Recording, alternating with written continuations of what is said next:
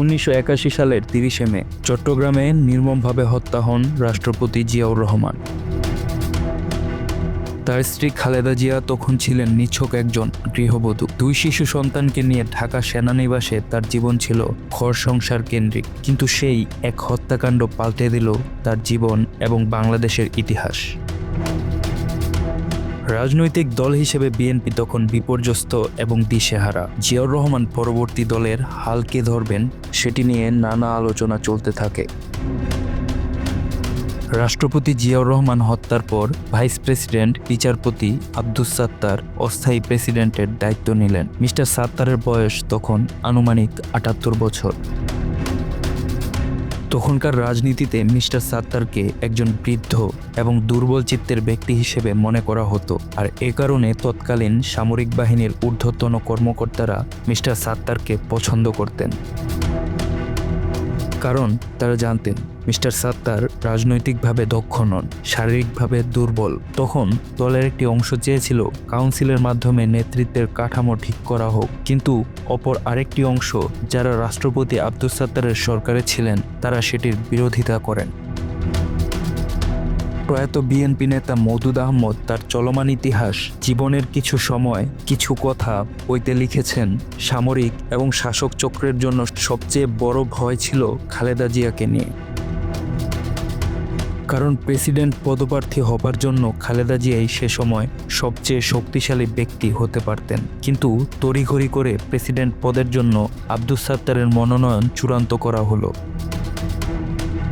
তৎকালীন সেনাপ্রধান general HM. এরশাদ চেয়েছিলেন মিস্টার সাত্তার প্রেসিডেন্ট হোক। বিষয়টি নিয়ে তখনকার বিএনপিতে মতভেদ দেখা দেয়, কিন্তু তাতে লাভ হয়নি। শেষ পর্যন্ত সেনাপ্রধানের ইচ্ছে অনুযায়ী কাজ হয়েছে। মওদুদ আহমদ লিখেছেন, বেগম জিয়া যদি প্রতিদ্বন্দ্বী হতে চাইতেন তাহলে অন্য কারো প্রার্থী হওয়ার তখন আর প্রশ্ন উঠত না। জিয়াউর রহমান যখন রাষ্ট্র ক্ষমতায় ছিলেন তখন খালেদা জিয়াকে প্রকাশ্যে খুব একটা দেখা যেত না। খালেদা জিয়া যখন রাজনীতিতে আসেন সেটা অনেককেই চমকে দিয়েছিল। বিচারপতি আব্দুস সাত্তারের বার্ধক্য এবং দল পরিচালনা নিয়ে অসন্তোষের কারণে তৎকালীন বিএনপির একাংশ খালেদা জিয়াকে রাজনীতিতে আনার পরিকল্পনা করেন, কিন্তু রাজনীতির প্রতি খালেদা জিয়ার তেমন কোনো আগ্রহ ছিল না। রাজনৈতিক পর্যবেক্ষকদের মতে এর কয়েকটি কারণ ছিল। প্রথমত, জিয়াউর রহমানের হত্যাকাণ্ড তার মনে গভীর দাগ কেটেছিল এবং তিনি মানসিকভাবে সে ধকল কাটিয়ে উঠতে পারছিলেন না। দ্বিতীয় কারণটি ছিল খালেদা জিয়ার রাজনীতিতে আসার ব্যাপারে পরিবারের দিক থেকে তেমন কোনো উৎসাহ ছিল না। তাছাড়া রাজনৈতিক ভাগ্য তাকে কোথায় টেনে নিয়ে যায় সেটি নিয়েও খালেদা জিয়ার মনে চিন্তা ছিল।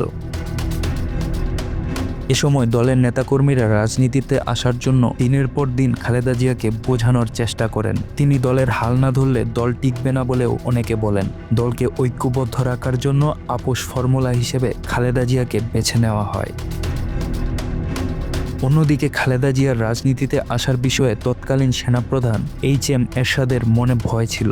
কারণ মিস্টার এরশাদ যেহেতু ক্ষমতা দখলের দীর্ঘ পরিকল্পনা নিয়ে এগিয়ে যাচ্ছিলেন, তখন ভাবছিলেন যে খালেদা জিয়া রাজনীতিতে আসলে পরিস্থিতি সামলানো তার জন্য কঠিন হয়ে যাবে।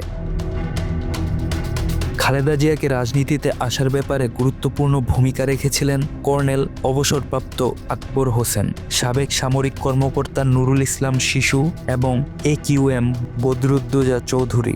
এছাড়া নজরুল ইসলাম খান এবং জমির উদ্দিন সরকারের ভূমিকাও গুরুত্বপূর্ণ ছিল। বিএনপির ওয়েবসাইটে দেয়া তথ্য অনুযায়ী 1982 সালের 3রা জানুয়ারি একজন রাজনৈতিক কর্মী হিসেবে খালেদা জিয়া আত্মপ্রকাশ করেন। সেদিন তিনি বিএনপির প্রাথমিক সদস্যপদ লাভ করেন। একই বছর 7ই নভেম্বর জিয়াউর রহমানের সমাধিস্থলে শ্রদ্ধা নিবেদন করতে গিয়ে খালেদা জিয়া প্রথম বক্তব্য রাখেন। বিএনপিতে যোগ দেবার পর থেকে খালেদা জিয়া বিভিন্ন রাষ্ট্রীয় অনুষ্ঠানে হাজির হওয়া শুরু করেন। 1982 সালের 28 জানুয়ারি শেরেবাংলা নগরে জাতীয় সংসদের নতুন ভবনের উদ্বোধনী অনুষ্ঠানে রাষ্ট্রপতি আব্দুস সাত্তার এবং প্রধানমন্ত্রী শাহ আজিজুর রহমানের সাথে খালেদা জিয়াও উপস্থিত ছিলেন। 1982 সালের 21শে জানুয়ারি বিএনপির চেয়ারম্যান নির্বাচনের তারিখ ঘোষণা করা হয়। দলের মধ্যে তখন এ নিয়ে বিভক্তি। দলের তরুণ অংশ চেয়েছিল খালেদা জিয়া দলীয় প্রধান হোক, অন্যদিকে রাষ্ট্রপতি আব্দুস সাত্তারকে বিএনপির প্রধান হিসেবে দেখতে আগ্রহী ছিল তৎকালীন সেনাপ্রধান জেনারেল এরশাদ। বিএনপির চেয়ারম্যান হবার জন্য একই সাথে প্রার্থী হয়েছিলেন খালেদা জিয়া এবং রাষ্ট্রপতি আব্দুস সাত্তার। এর ফলে এক বিব্রতকর অবস্থার সৃষ্টি হয়। বিচারপতি সাত্তার দুবার বেগম খালেদা জিয়ার বাসায় যান। বেগম খালেদা জিয়া তাকে তরুণ নেতৃত্বের মনোভাবের কথা জানান। এ সময় বিচারপতি সাত্তার বেগম খালেদা জিয়াকে দলের সহসভাপতির পদ এবং দেশের ভাইস প্রেসিডেন্ট হিসেবে দায়িত্ব গ্রহণের অনুরোধ জানান, কিন্তু বেগম জিয়া ব্যক্তিগত কারণে তা গ্রহণ করেননি। অবশেষে বিচারপতি সাত্তারের সাথে দীর্ঘ আলোচনার পর বেগম খালেদা জিয়া চেয়ারম্যান পদ থেকে তার প্রার্থী পদ প্রত্যাহার করার সিদ্ধান্ত নেন। 1982 সালের 24শে মার্চ তৎকালীন সেনাপ্রধান এইচ.এম. এরশাদ এক সামরিক অভ্যুত্থানের মাধ্যমে রাষ্ট্রপতি আব্দুস সাত্তারকে ক্ষমতাচ্যুত করেন। এরপর রাজনীতিতে মিস্টার সাত্তারের আর কোনো মূল্য থাকেনি। তার বার্ধক্য, অসুস্থতা এবং নিষ্ক্রিয়তার কারণে দল থেকে তিনি আড়ালে পড়ে যান। মিস্টার সাত্তার আনুষ্ঠানিকভাবে বিএনপির চেয়ারম্যান থাকলেও দল পরিচালনায় খালেদা জিয়ার প্রভাব বাড়তে থাকে। 1983 সালের মার্চ মাসে খালেদা জিয়া দলের সিনিয়র ভাইস চেয়ারম্যান হন এবং এপ্রিল মাসের প্রথমে বিএনপির এক বর্ধিত সভায় তিনি ভাষণ দেন, কিন্তু তৎকালীন বিএনপির কিছু নেতা সেটি পছন্দ করেননি। বিএনপির সেই অংশটি ভিন্ন আরেকটি জায়গায় বৈঠকের আয়োজন করে। সিনিয়র ভাইস চেয়ারম্যান হিসেবে দায়িত্ব পালনের কয়েক মাস পরেই খালেদা জিয়া দলের ভারপ্রাপ্ত চেয়ারম্যান হন। এ সময় এরশাদ বিরোধী আন্দোলনে সক্রিয় হয়ে ওঠেন তিনি। এরপর 1984 সালের 10ই মে খালেদা জিয়া বিএনপির চেয়ারম্যান নির্বাচিত হন।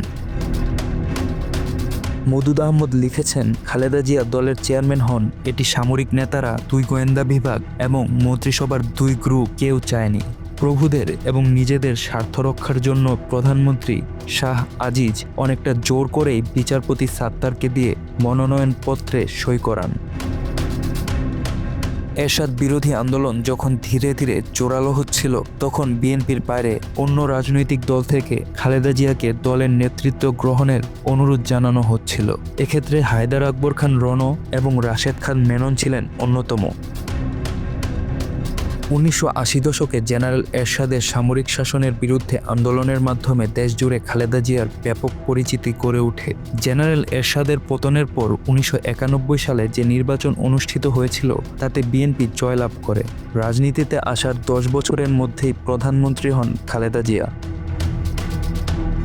এরশাদ বিরোধী আন্দোলনের সময় তাকে কয়েকবার আটক করা হলেও আন্দোলন থেকে সরে যাননি বিএনপি চেয়ারপারসন। খালেদা জিয়া তার রাজনৈতিক জীবনে যতগুলো নির্বাচনে অংশ নিয়েছেন তার সবগুলোতেই জয়লাভ করেছেন। খালেদা জিয়ার শাসনামল 1991 থেকে 96 এবং 2001 থেকে 2006 এই 2 ভাগে ভাগ করেন অনেক রাজনৈতিক পর্যবেক্ষক। 2001 সালে ক্ষমতাসীন হবার পর থেকে খালেদা জিয়া সরকার একের পর এক বিতর্কের মুখে পড়ে। সেই বিতর্ক থেকে তার দল ও সরকার আর বেরিয়ে আসতে পারেননি। শেষ পর্যন্ত বাংলাদেশের রাজনীতিতে সেনাবাহিনীর হস্তক্ষেপ ঘটে। 2008 সালের নির্বাচনে খালেদা জিয়ার দল বিএনপির ব্যাপক ভরাডুবি হয়। এরপর থেকে দলটি রাজনৈতিকভাবে আর ঘুরে দাঁড়াতে পারেনি। বেগম খালেদা জিয়া বাংলাদেশের রাজনীতির এক অবিস্মরণীয় নাম, কিন্তু হয়তো আমরা এই নামটি এভাবে শোনার সৌভাগ্য পেতাম না, কারণ প্রথমে তিনি নিজেই রাজনীতিতে প্রবেশের কথা ভাবেননি। তবুও দেশের আহ্বানে সাড়া দিয়ে তিনি হয়ে উঠেছিলেন অদম্য সাহস ও আপোষহীন নেতৃত্বের প্রতীক। Bangla affairs news desk.